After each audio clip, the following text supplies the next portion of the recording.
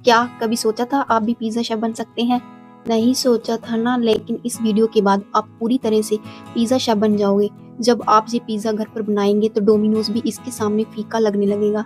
क्या आप जानते हैं कि आटे से बना बेस पिज़्ज़ा को कितना टेस्टी बना देता है?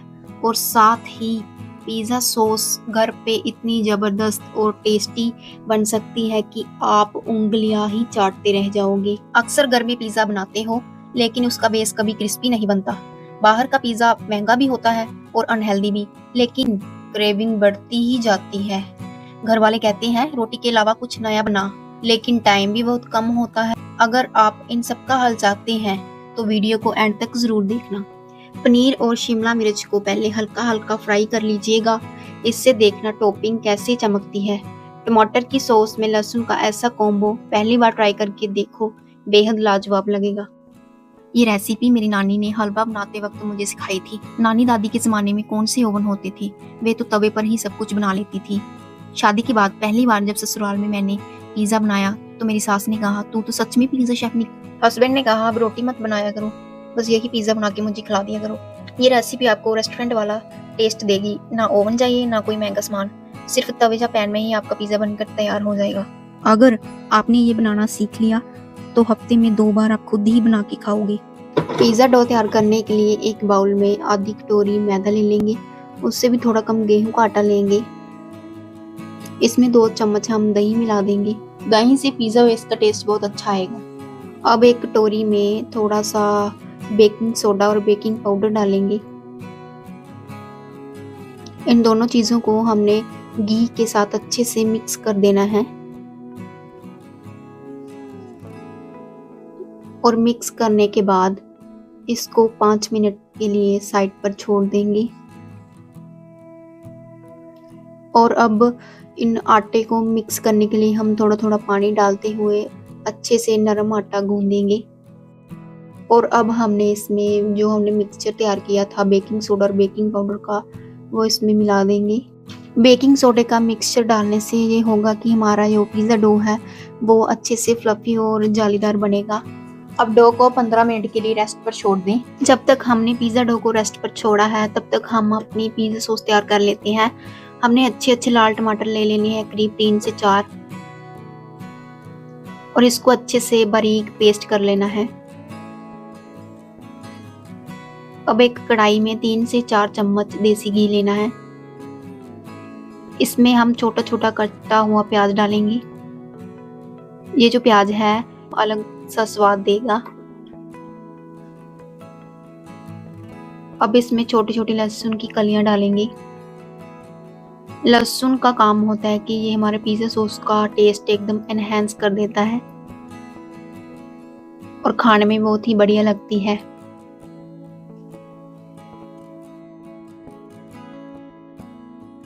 अब हम इसको कड़छी से अच्छे से हिलाएंगे और तब तक भूनेंगे जब तक सुनहरा रंग ना आ जाए। अब इसमें हमने जो हमारी प्यूरी थी ना वो डाल देनी है।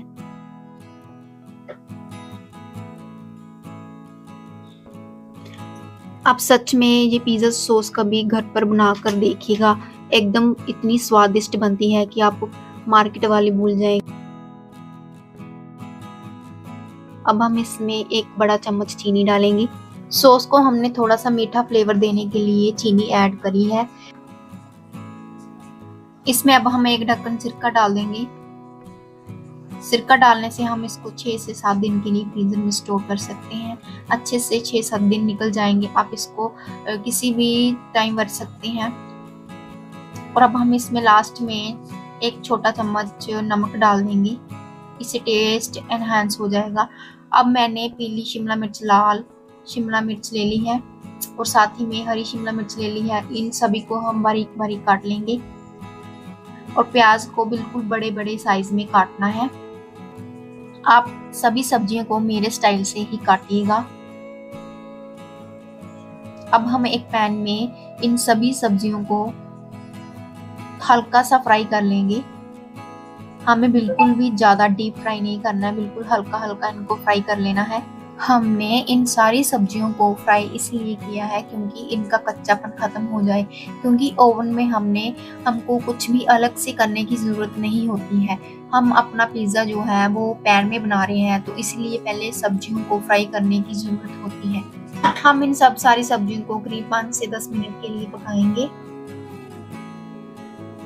और हल्का सा जब तक इसका कलर ना चेंज हो तब तक इसको हम फ्राई करेंगे। अब हम इसमें चिली फ्लेक्स डाल देंगे। चिली फ्लेक्स डालने से पिज़्ज़े का टेस्ट एनहांस हो जाएगा और आप चाहे तो पिज़्ज़ा जब आप बनाएंगे उसके बेस के ऊपर डाल सकते हैं। अब हम इसे अच्छी तरह से पका लेंगे। करीब 5 से 10 मिनट हो गए हैं हमें इसे पकाते हुए। अच्छी तरह से प्याज को, शिमला मिर्च को, सभी सब्जियों को हिलाएंगे। बस ध्यान रखें कि जले ना।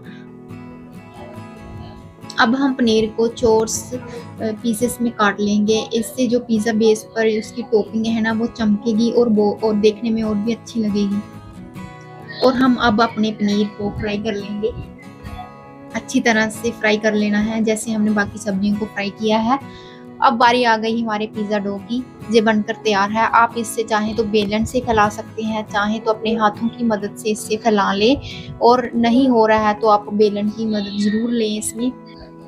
अब बेस को हम पैन में डाल देंगे और गैस ऑन करेंगे बिल्कुल कम आंच पर और फोक की मदद से फ्लिक करेंगे। और बेस को हमने एक साइड ही पकाना है पहले, और ध्यान रहे कि एक साइड से आधा पक जाए अच्छे से। फिर हमें गैस ऑफ कर देना है और एक बेस हम तवे पर बना रहे हैं और इसको भी हमने ऐसे ही रिपीट कर लेना है।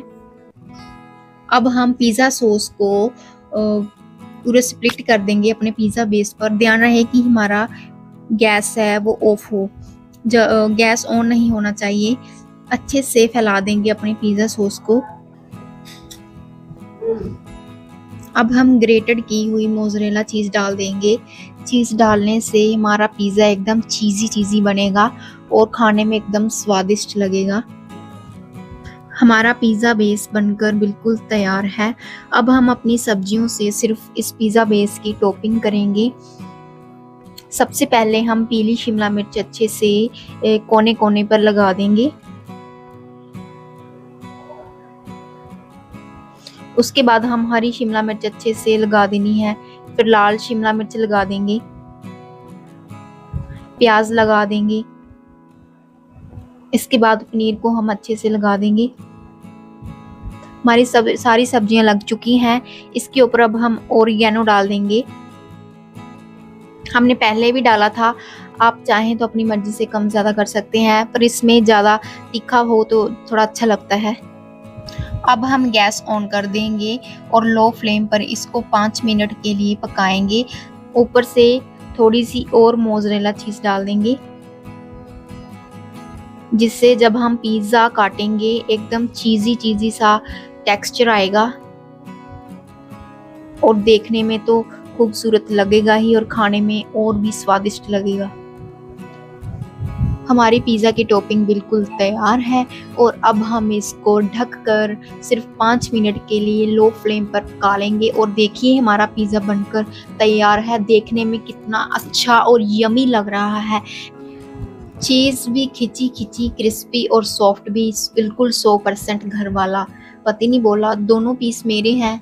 ये बनाने के बाद आप दुकान का मुंह कभी नहीं देखोगे। पनीर की जगह मशरूम भी बहुत अच्छे लगते हैं। एयर फ्रायर यूज़ करते हो तो ये 180 डिग्री पर सिर्फ 10 मिनट में तैयार हो जाएगा। अगर ये रेसिपी अच्छी लगी तो लाइक करो और कमेंट में लिखो पिज़्ज़ा लव। ये वीडियो अपने पिज़्ज़ा लवर फ्रेंड के साथ ज़रूर शेयर करो। तुम किसके साथ शेयर करोगे उसका नाम भी कमेंट में ज़रूर लिखो और बेस्ट कमेंट को मैं पिन कर दूंगी। अगर आप ये रेसिपी बनाओगे तो इंस्टाग्राम पर टैग करना ना भूलें रेसिपी घर की, और सब्सक्राइब करना ना भूलना क्योंकि अगली वीडियो में आ रहा है होममेड पिज़्ज़ा ब्रेड, और वो भी बिना ओवन के। क्या आपने पॉपकॉर्न के पकौड़े ट्राई किए हैं कभी? डिस्क्रिप्शन में लिंक दे रखा है। पिज़्ज़ा सॉस को फ्रीज करके 7 दिन तक इस्तेमाल करने की ट्रिक भी मैंने डिस्क्रिप्शन में दे रखी है। लिंक चेक करना ना भूले। कमेंट्स में ज़रूर बताना आपका फेवरेट पिज़्ज़ा टॉपिंग क्या है।